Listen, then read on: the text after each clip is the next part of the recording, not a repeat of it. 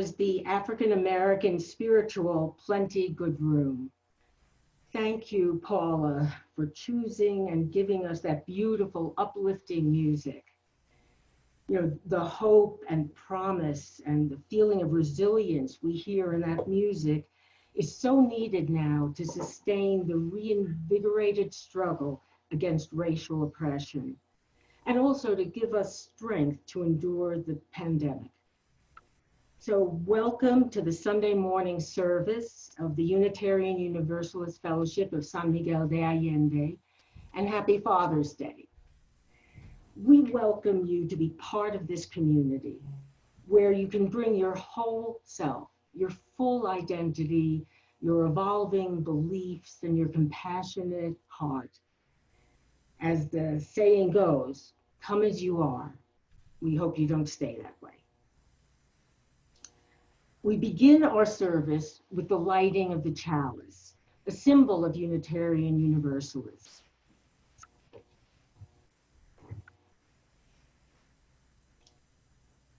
May this light kindle within us the warmth of compassion, the glow of love, the fire of commitment, and the light of truth. We're looking forward later to hearing from our speaker, who today is Dr. Dan Neuspiel, also president of this fellowship, and a lifelong participant in anti-racist struggles. In addition to what you can read about him in the order of service, as you see us here together, please be aware that we're married and we are quarantining together. Our hymns today are chosen in celebration of Juneteenth, an American holiday that commemorates June 19th, 1865. On that day, almost 2.5 years after the Emancipation Proclamation, and 2 months after the end of the Civil War, enslaved African Americans in Texas were first informed of their liberation from slavery. Please join in singing the hymn, I Wish I Knew How. The lyrics will appear on your screen shortly.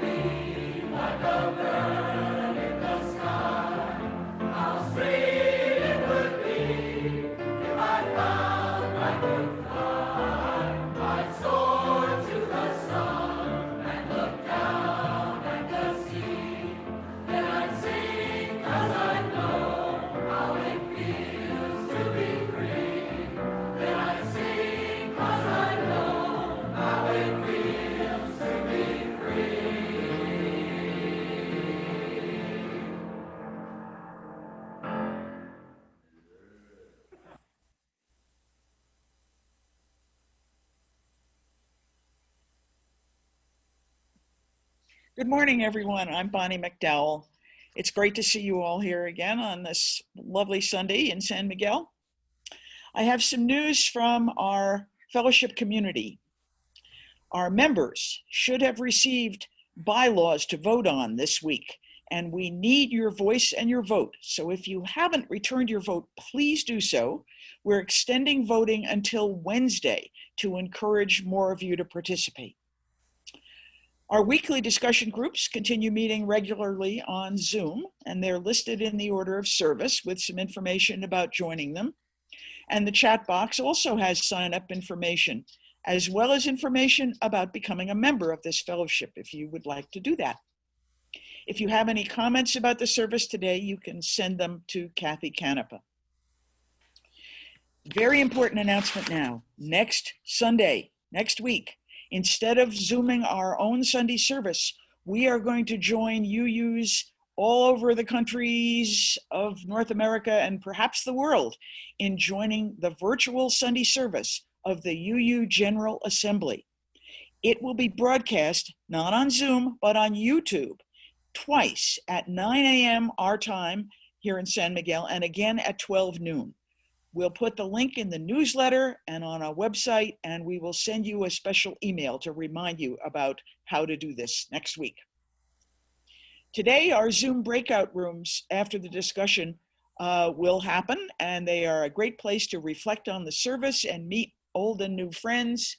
So we'll post a few discussion questions if you choose to discuss them, and if you want to participate, all you do is stay connected after the service ends, and you'll be assigned randomly to a breakout room.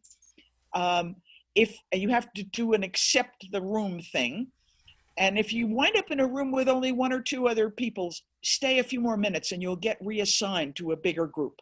The rooms stay open till about 12 noon. And now I'd like to bring you some thoughts from the Fellowship's COVID-19 task force.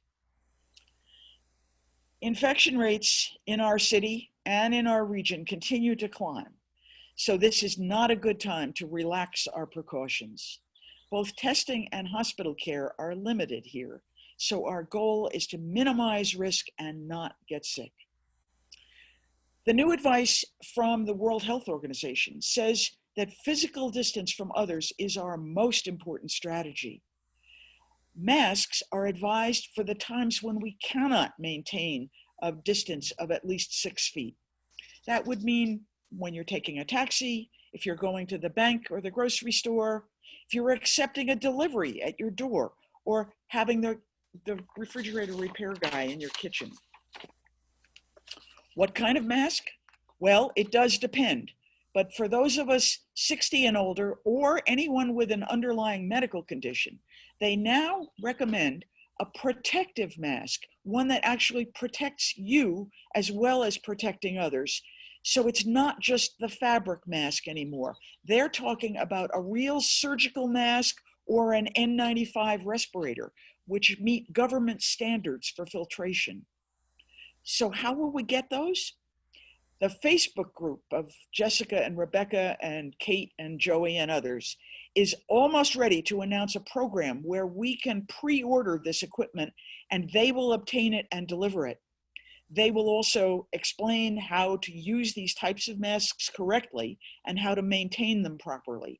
And this should all be in place quite soon.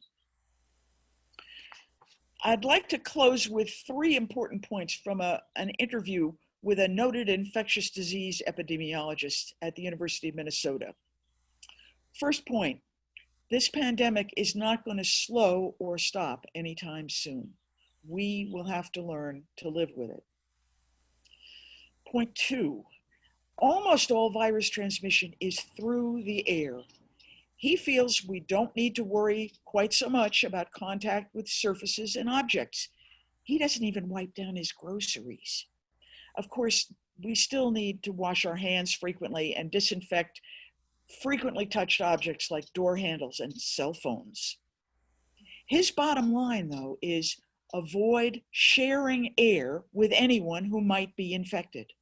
And that could, of course, be anyone at all. Keep your physical distance. That's 6 feet, not 3 feet or 4 feet or 5 feet, 6 feet. Meet outdoors if at all possible, because the wide air dilutes the virus. That's very important. Or meet in well-ventilated spaces. Moving air is safer than still air. His third point, we know that the duration of our exposure to virus in the air is very important, but we don't know yet how long it really takes to get infected. 5 minutes? 10 minutes? We don't know. More studies of this and other questions are still needed. Our immediate goal is to stay safe and healthy while scientific research finds more answers for us. So please, think carefully about anywhere where you might be sharing air, and we'll let you know any new information about the masks. Stay safe, my friends.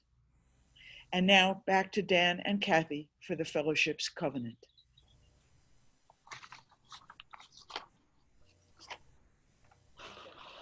Please join us in reciting together our covenant.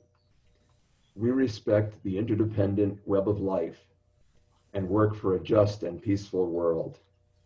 We encourage the search for truth and meaning, strive for compassion in our relationships, and seek values that will benefit our lives and the lives of others. This is our covenant.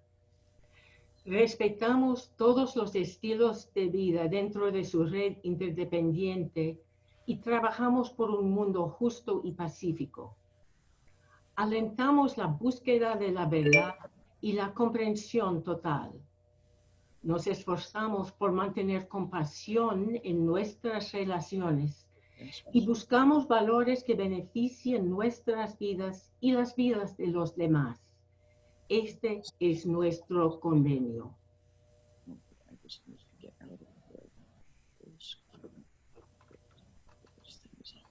Our first reading, Cherish Your Doubts, is by UU Minister Reverend Robert T. Weston, Sr. Cherish your doubts, for doubt is the attendant of truth. Doubt is the key to the door of knowledge. It is the servant of discovery. A belief which may not be questioned binds us to error.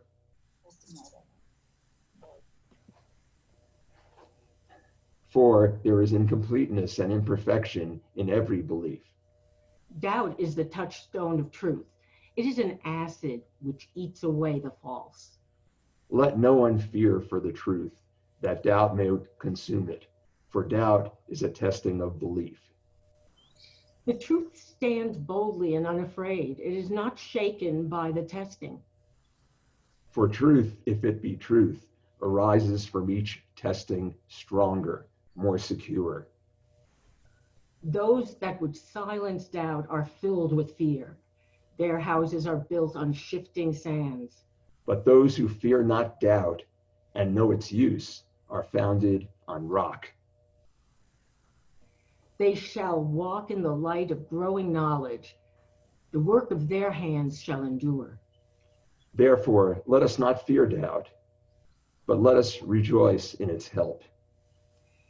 It is to the wise as a staff to the blind. Doubt is the attendant of truth. And now we go to the Reverend Tom Rosiello for Joys and Concerns. Good morning, and it's wonderful to be back with you via Zoom. As you can see, Malcolm and I have made it to our lake cottage, and you may hear that our dogs are here with us if the ducks swim by the window here. We're here where we can isolate, renew our spirits, and enjoy a bit of the beauty of nature. Even though we're nearly 3,000 miles from San Miguel, we want you to know that we're connected to all of you, and my ministry to you continues. So if you have pastoral needs or just wish to talk, please do not hesitate to drop me an email and we'll set something up. I'm still here for you. During the summer, I will still be with you most Sundays, and we'll be preaching on one Sunday in July and one in August.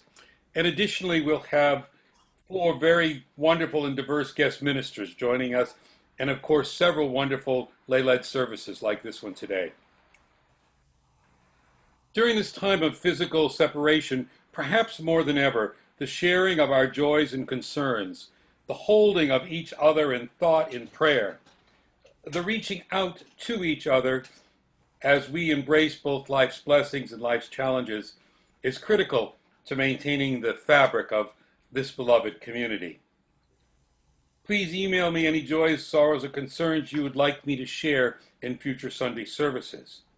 And we now enter this Sunday's time of sharing, when we share our joys and concerns that have arose during the past week. So I now invite you to open your hearts to each other. As most of you know, June is Pride Month, an important time not only for the LGBTQ members of the fellowship, but for all of us who are part of this inclusive faith tradition that affirms the inherent worth and dignity of every person. During this time of the virus, I know many of us have been disappointed that for safety reasons, so many of those affirming Pride events had to be canceled or reformatted. You'll notice that today our candles are a rainbow of colors representing the beauty of diversity in our world. Even though parades were canceled, there could not have been any more welcome or significant event to celebrate the equality of LGBTQ folks this week than the U.S. Supreme Court's decision to once and for all prohibit discrimination in the workplace for gay, lesbian folks, but also for trans folks. You know, until this week, gay, lesbian, and trans folks in half of the states in the United States could legally get married on one day and then could get fired from their job the next day for doing so. This decision is as significant, if not more significant, than the gay marriage decision. And so we light this first candle with joy and gratitude, but also knowing that the fight is not won, that there will be backlash. And so we light it also in support of all gay, lesbian, and trans folks and their allies who will still carry on the struggle to make our world truly inclusive. Well, it's been a good week for the U.S. Supreme Court, and although the decision was made on a technical rather than a substantive basis, at least for now, the dreamers, those individuals brought into the U.S. as children without proper documentation by no choice of their own, and who consider the U.S. their home, are protected and will not be deported. So we light this candle as a joy for them,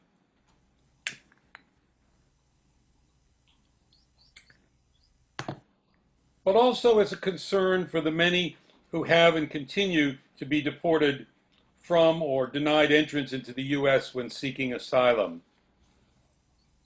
This candle is also a candle of pride and commitment. Pride for the courageous young people and commitment on behalf of this congregation to continue to welcome into our community with open arms and support as best we can those families that have been deported to Mexico, some of whom were dreamers themselves. And our commitment to continue to support those organizations like Camiones Juntos and Abba House that work towards more fair and just and loving treatment of all immigrants seeking a better life. You all know Dr. King once said that injustice anywhere is a threat to justice everywhere, and that there are so many things in this world to which we should be maladjusted. This week, as we've seen real progress in the courts on some civil justice issues, protesters continue to march in the streets against police brutality and institutional racism. So this candle is one of hope for real equality, for Black lives and brown lives and indigenous lives, whose inherent worth and dignity has not been recognized so often, and who have been oppressed in the most horrible and the most subtle of ways for centuries. This candle is for solidarity with them. As Bonnie explained to you, we continue in this time of pandemic with cases rising in Mexico, in the US, and throughout the Americas. And so many of us are tired of isolation, and we're witnessing people letting down their guard. This is a candle of concern that we not be lulled into a false sense of safety. We are together in this crisis. We can take care of ourselves and each other. And if you are struggling, please reach out to me or to the care team or to a friend. You know, many of us have friends and families who have been ill with the virus. Some of us have lost loved ones to the virus. But so far, no one in our fellowship that I'm aware of has contacted it. Let's keep that up. Also, with this candle, we honor those who have passed or have been ill, and we recommit to be safe. And of course, every week there are the very personal joys, sorrows, and concerns in our fellowship family.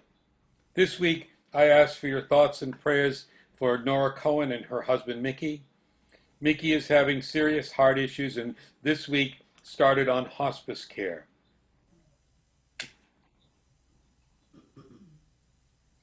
This candle is for them, and I know Nora would appreciate your words of support as she negotiates this difficult time in caring for Mickey. So I invite you to drop her an email or a note if you can. We also need to celebrate the many blessings in our community. This one comes from Ellie Goodwin.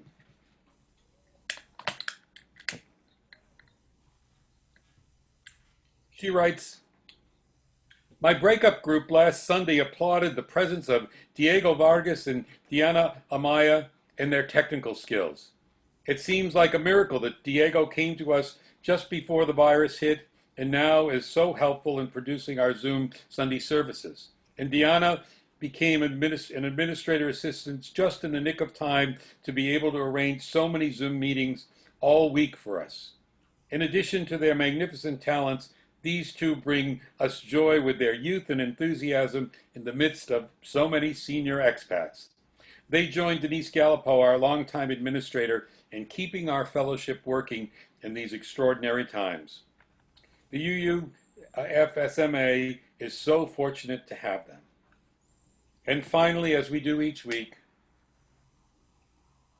we light this candle for all the joys, sorrows, and concerns held deep in our hearts, but which remain unspoken this morning.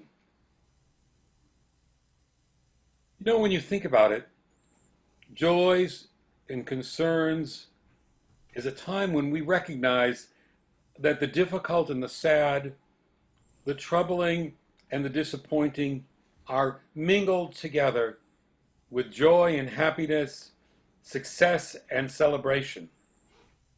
This week, with the striking contrast between good news on gay rights and DOMA and the sad news of police killings, ugly racism, and rising pandemic deaths, this understanding of life that we practice in this time each week became all the more clear to me. All week, I've been thinking about the opening lines of Unitarian Charles Dickens' Tale of Two Cities. It was the best of times. It was the worst of times. It was the age of wisdom. It was the age of foolishness. It was the epoch of belief.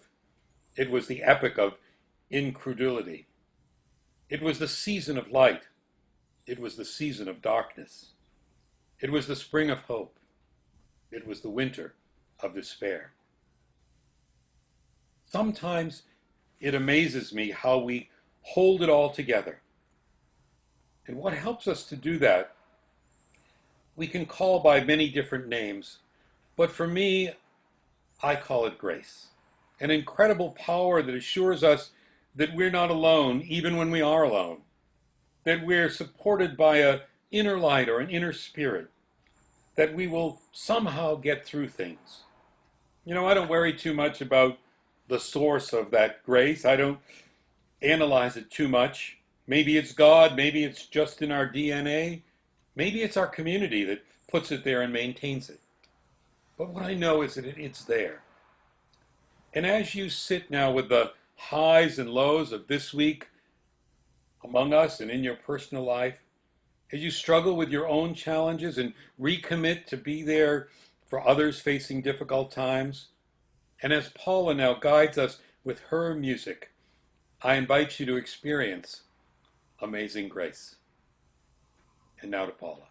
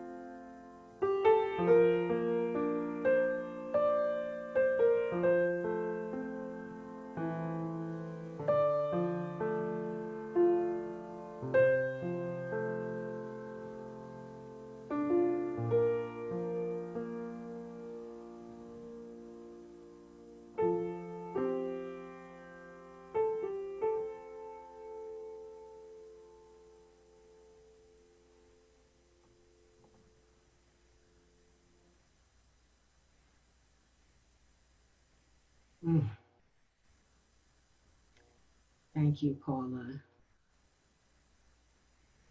We strive to be a loving community to each other and to the surrounding area. And therefore, we give at least 50% of our receipts to organizations that serve Greater San Miguel.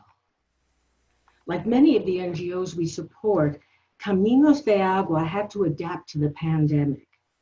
They quickly created a campaign focused on water in the time of coronavirus.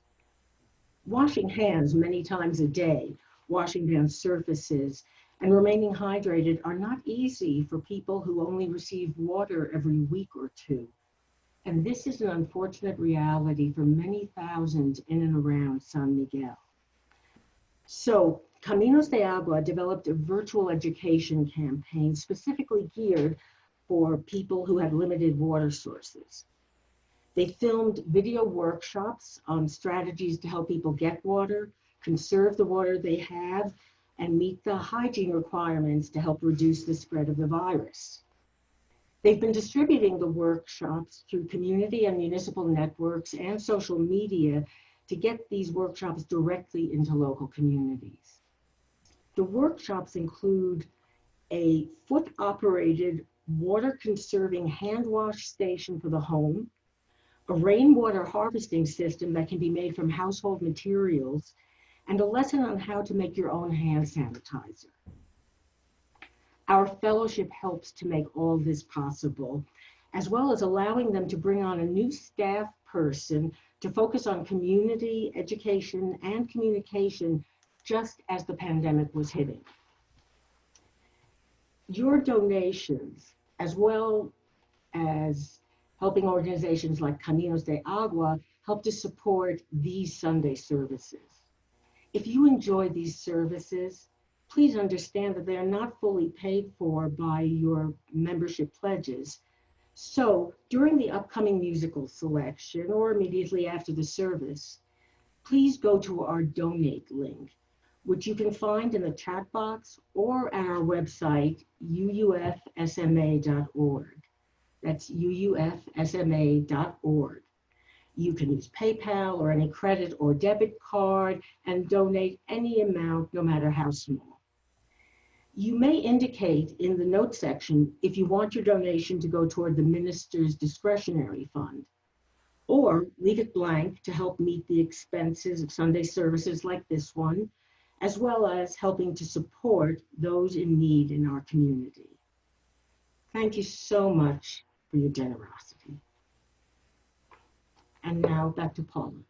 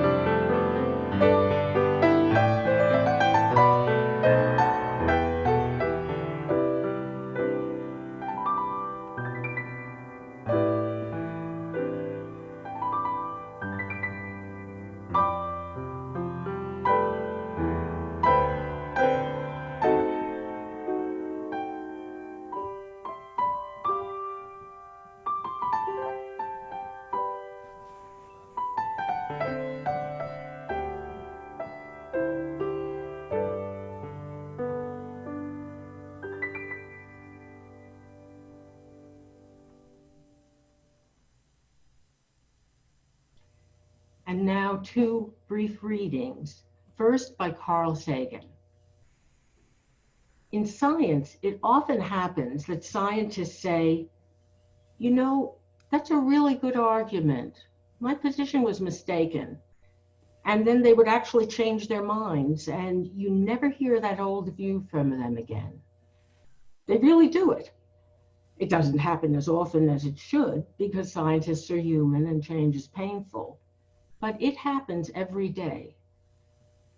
I cannot recall the last time something like that happened in politics or religion.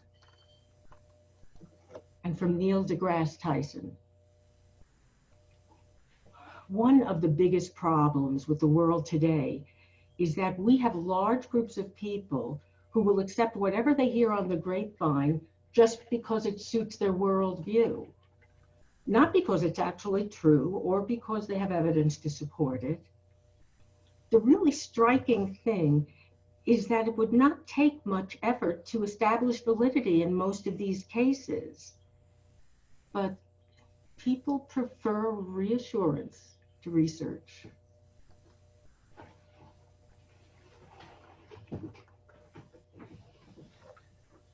Good morning. I want to talk about truth and science and their importance in our world today. I'm also going to speak about doubt and uncertainty. During our modern plague, we hear conflicting views, all claiming to be true, as well as widespread conspiracy theories. The fourth of our 7 Unitarian Universalist principles says that we are committed to a free and responsible search for truth and meaning. I'm going to delve into the significance of this principle and its relevance to how we can better understand current claims of scientific truth. In addition to our 7 principles, UUs affirm and promote 6 sources of wisdom and spirituality. And the 5th of these refers to, quote, the guidance of reason and the results of science, unquote. We know that science matters, evidence matters, and bad things happen when we try to pretend that the science around things like climate change, vaccinations, or pandemics can be ignored, distorted, or denied. We also know that there are laws of how the universe works that help us understand why things happen. And we've known this for a very long time. Elements of the scientific method were pioneered by Aristotle in ancient Greece. He was born in 428 BC, in the middle of a typhoid pandemic that ultimately wiped out 1/3 of the population of Athens. Unlike his teacher Plato, who valued thinking over observing, Aristotle called for careful observation and reasoning about the natural world. Lesser known in the West is the brilliant Islamic physicist, mathematician, and astronomer, Ibn al-Haytham. He was born in Basra, which today is in Iraq, in the year 965, and spent his adult life in Cairo, where he died in the year 1040.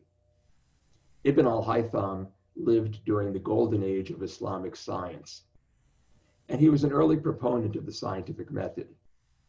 He said that, quote, finding the truth is difficult, and the road to it is rough, for the truths are plunged in obscurity, unquote. He also described the duty of those studying scientific writings to be critical readers. Ibn al-Haytham said that if learning the truth is their goal, students of science must make themselves, quote, enemies of all they read and attack it from all sides, unquote. Enemies of all they read. Today we call this critical appraisal, which means applying the rules of evidence to analyzing scientific studies. So how do we go about searching for truth? And how do we know when we found it? That brings us back to the 4th principle, the free and responsible search for truth and meaning. This principle is often explained in theological terms related to the freedom and diversity of religious inquiry. And this is a fundamental aspect of Unitarian Universalism. But today I'm going to relate this principle to science, as I start by defining the terms free, responsible, truth, and meaning, and view these as building blocks in constructing houses of understanding. A free search, or freedom of scientific investigation, means that we are encouraged to formulate our own questions and answers about the riddles and mysteries of the universe. without the constraints of any particular beliefs. We are free to inquire about any matters of importance to us and society. An example of a violation of such freedom occurred when US Congress passed the Dickey Amendment in 1996, which stated that, quote, none of the funds made available for injury prevention and control at the Centers for Disease Control and Prevention may be used to advocate or promote gun control, unquote. This law, successfully lobbied for by the National Rifle Association, was in place until late last year. For 23 years, public health researchers were prohibited from investigating one of the biggest causes of death in the US, gun violence. Another violation of free scientific inquiry occurred in August 2010, when climate scientist Michael Mann, a professor at Penn State University, was opening mail when white powder fell out. It was cornstarch, not anthrax, but this was only one in the long series of threats man has received since the late 1990s in response to his research demonstrating how global warming produces rising temperatures. The sender of one email said that Mann and his collaborators, quote, ought to be shot, quartered, and fed to the pigs along with their whole damn families, unquote. And we are well aware of frequent attacks on scientific integrity by the current US administration. The next building block is responsible. And responsibility is critical to scientific inquiry. For freedom without responsibility can lead to dangerous results. I spoke here last year about the extremes of irresponsibility in Nazi medicine under the Third Reich in Germany, which before Hitler had been the world leader in medical teaching and research. Doctors orchestrated a killing machine that selected victims for sterilization, euthanasia, and genocide, and performed gruesome torture under the guise of experimentation. So what comprises responsible science? Well, first we need responsible methodology. That's where the scientific method is important. This method applies logic and objectivity to the understanding of phenomena. As I learned in my biostatistics and epidemiology courses, we start with a hypothesis. Then we plan an experiment to test the hypothesis. Next, we observe and collect data. Finally, we analyze and interpret the data. The scientific method uses a well-tested combination of direct experience and reason to sort out fact from fiction, truths from untruths, and what is likely from what is unlikely. An example of bad methodology with dangerous consequences was the article by Andrew Wakefield published in the journal Lancet in 1998, claiming a relationship between the measles, mumps, rubella vaccine and autism. It was retracted by Lancet 12 years later after it was shown to be based on flawed and falsified data, and its author was barred from practicing medicine. But even today, that study and its author continue to fuel the anti-vaccine movement that is responsible for the deaths of many children. A more recent article with faulty methodology, published earlier this year, proposed that the drugs chloroquine and hydroxychloroquine are effective treatments for COVID-19. That study had no control group, and several controlled studies since have demonstrated that these drugs are not only ineffective, but they often cause harm. Nonetheless, those at the highest levels of power still advocate these medications, unfortunately, even in Mexico. As Ibn al-Haytham cautioned us 1,000 years ago, we must look at studies critically and be enemies of all we read. But responsible science is about more than methodology. There are ethical rules that emerged from the ashes of World War II and the Nuremberg doctor trials of a handful of the thousands of misguided Nazi physicians. These rules say that human research should be voluntary with informed consent, should not be harmful, should promote the well-being of patients and society, and should do so in an equitable manner. That last point, equity, is particularly important today in planning the implementation of new treatments and hopefully vaccines for coronavirus as they become available. Vulnerable populations, including people of color, migrants, and those living in poverty, should be a central priority for protection. But will they be the last to receive it? This begs the following questions. Who owns science? And in the context of this pandemic, what, if any, should be the role of profit and private ownership of science and technology? The answers to those questions deserve a separate talk, so I'll just leave them for you to ponder for now. We've talked about freedom and responsibility, but what about truth, our third building block? Defining truth is challenging in this era of alternative facts. Now, I've been accused of being a Marxist, and I admit that I'm a fan of the Marx Brothers. Their 1933 film, Duck Soup, includes the following dialogue that gives an interesting spin on defining truth and alternative facts. Mrs. Gloria Teasdale, played by Margaret Dumont, says, "Your Excellency, I thought you left." Ciccolini, played by Chico Marx, says, "Oh no, I don't leave." Mrs. Teasdale responds, "But I saw you with my own eyes." Ciccolini says, "Well, who are you going to believe, me or your own eyes?" The term alternative facts is also reminiscent of the term newspeak in George Orwell's 1949 novel, 1984. Orwell says that newspeak is designed and controlled by the state in order to suppress free thought, individualism, and happiness. This language in both that novel and today's reality aims to shape people's minds to what the state wants them to think, feel, and even see. Truth is defined as a fact or belief that is accepted as true. But who accepts it as true? Is truth absolute, or does it vary by observer or when it is observed?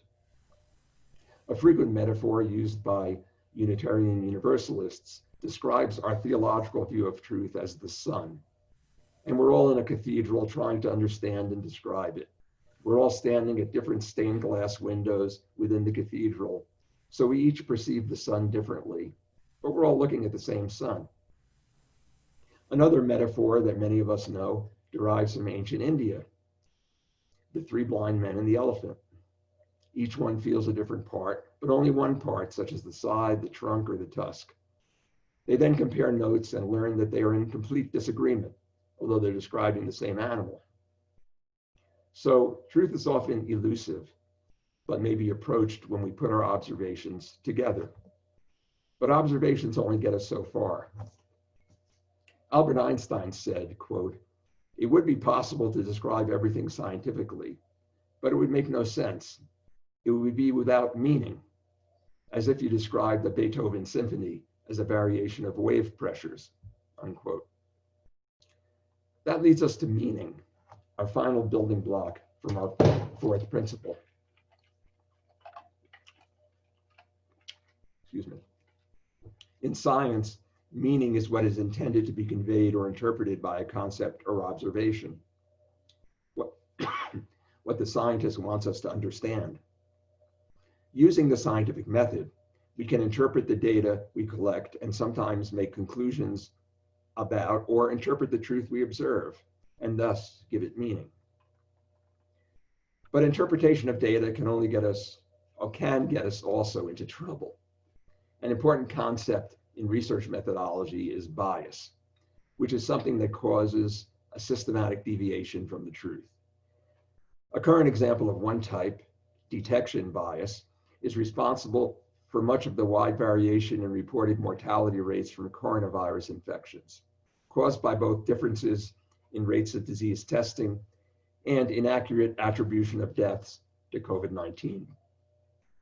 Both of these will yield biased mortality rates.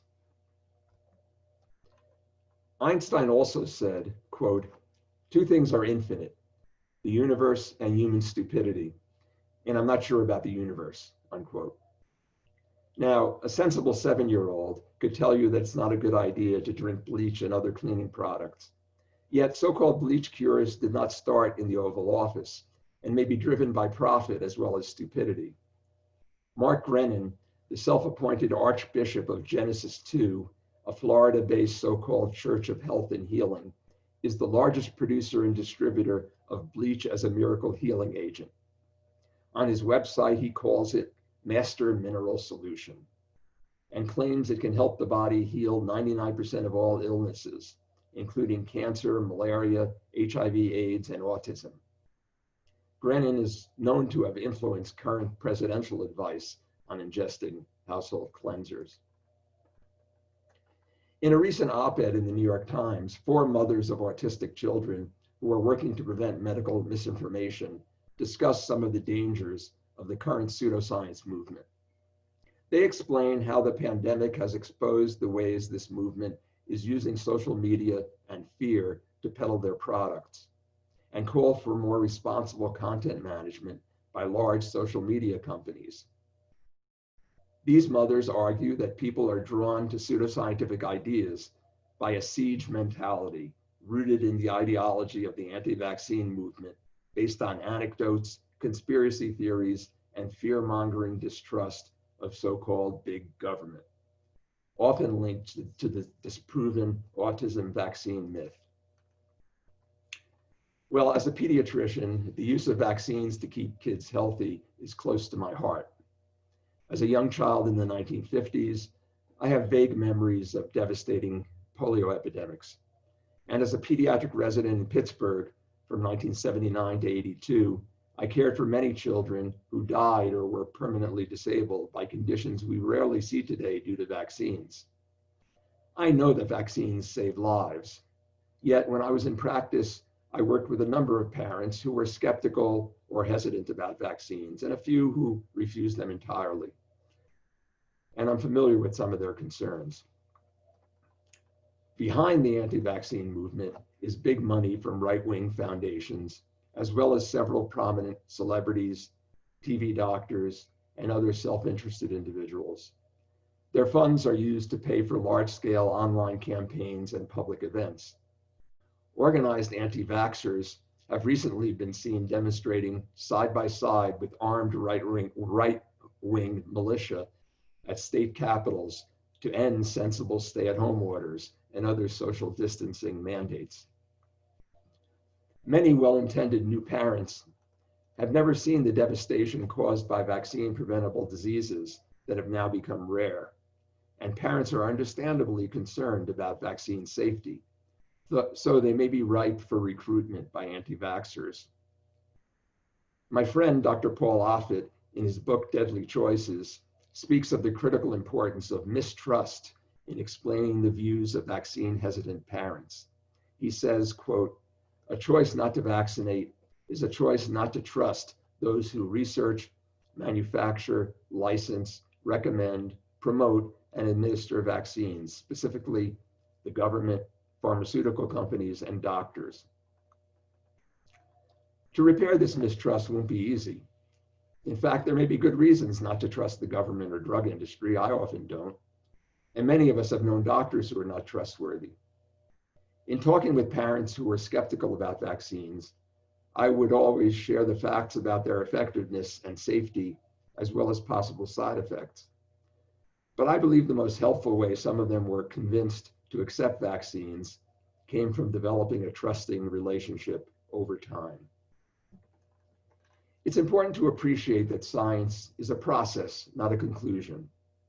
Everything we know through science is the best understanding that we have at the time, not necessarily the final answer. The picture can and often does change as we get more information, and scientists must be comfortable with uncertainty and doubt.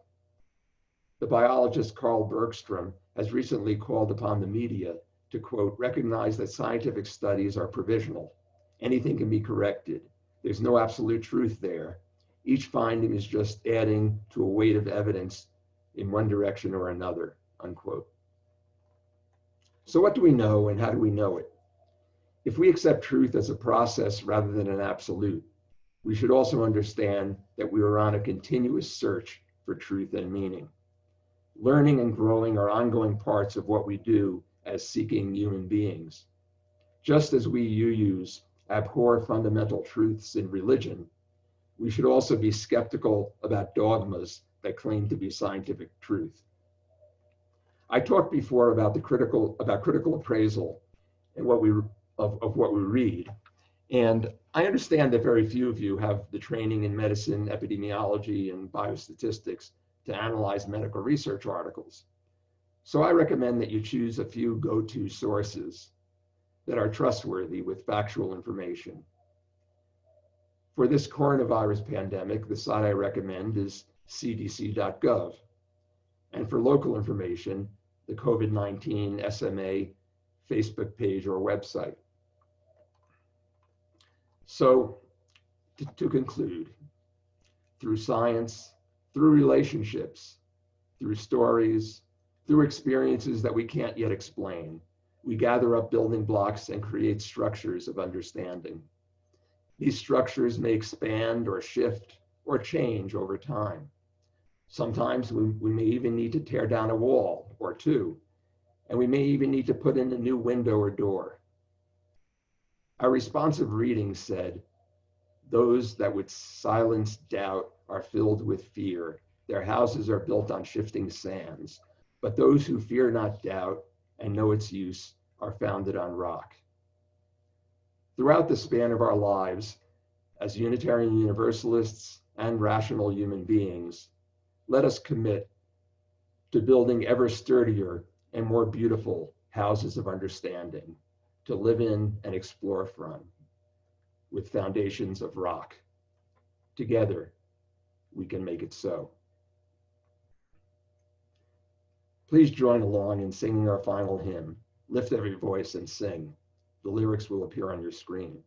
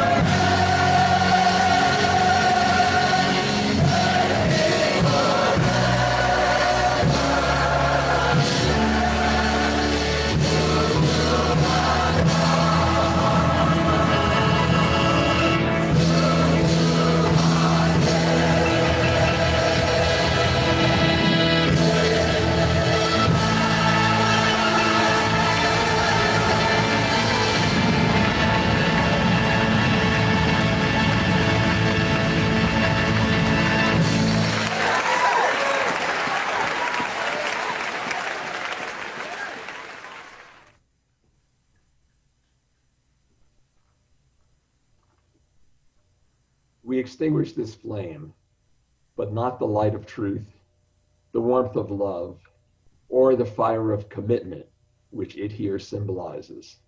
These we carry in our hearts until we come together again.